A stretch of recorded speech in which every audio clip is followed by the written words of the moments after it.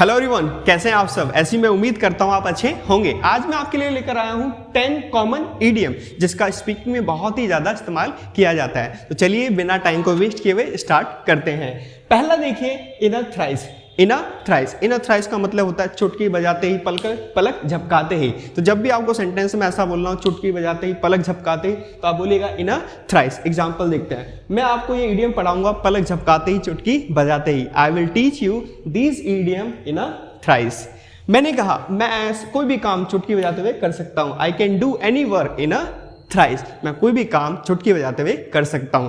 तो ये था इनर थ्राइस। दूसरा देखते हैं, ए पेपर टाइगर। ए पेपर टाइगर, इसका मतलब होता है एक ऐसा व्यक्ति जो दिखने में ताकतवर हो लेकिन असलियत में वैसा नहीं होता।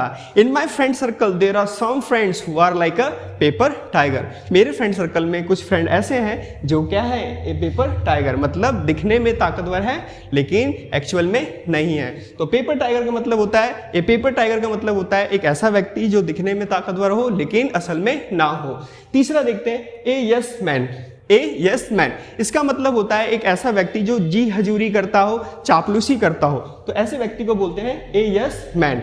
मैंने कहा in my company there are many people who are like a yes man. मेरी कंपनी में बहुत सारे लोग हैं जो क्या हैं, चापलूसी करते हैं, जी हजूरी करते हैं। तो ए यस मैन का मतलब होता है चापलूसी करना, जी हजूरी करने वाला व्यक्ति। नेक्स्ट है अंडर द वेदर। क्या है, अंडर द वेदर। इसका हम इस्तेमाल करते हैं जब आप थोड़े से थके आ रहे हो, बीमार हो, तो आप सामने वाले को बोल सकते हो। जैसे मान लीजिए आपसे किसी ने पूछा कि आप कैसे हो, हाउ आर यू, तो आप मान लीजिए थोड़े से थके आ रहे हो, बीमार हो, तो आप बोल सकते हो I am feeling under the weather, मतलब थोड़े से आप थके आ रहे हो, थोड़ा सा बीमार हो। तो इस स्थिति में आप बोल सकते हो under the weather, I am feeling under the weather. Next देखते हैं, in a nut cell.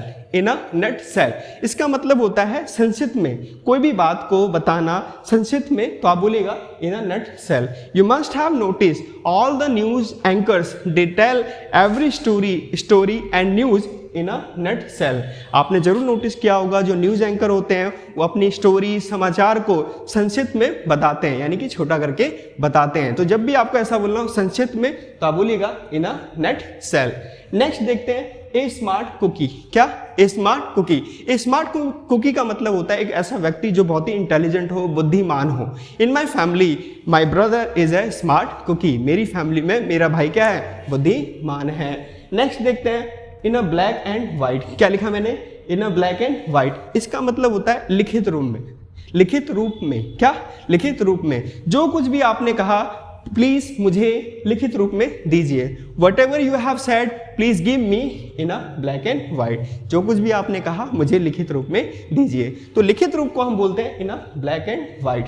Next है round the clock. Round the clock. Round the clock का मतलब होता है दिन रात 24 घंटे। If you want to get success in your life then you will have to work round the clock. अगर आप अपनी लाइफ में सफलता पाना चाहते हो तो आपको दिन रात 24 घंटे काम करना पड़ेगा। तो राउंड द क्लॉक का मतलब होता है दिन रात 24 घंटे। नेक्स्ट है कम अगेन। क्या, कम अगेन। इसका इस्तेमाल बहुत ही किया जाता है। मान लीजिए आप किसी से बात कर रहे हो और उसकी बात को आप समझ नहीं पाए, तो आप बोल सकते हो कि भैया दोबारा बोलिए। तो ऐसा बोलते हो ना आप, तो इस स्थिति में आप बोल सकते हो please come again, I did not listen you. दोबारा, कृपया दोबारा बोलिए, मैंने आपको सुना नहीं। तो कम अगेन का मतलब होता है दोबारा से बोलना, फिर से कहना, क्या कहलाता है, कम अगेन। नेक्स्ट है ए कोल्ड फिश। क्या, a cold fish. Cold fish का मतलब ठंडी मछली नहीं।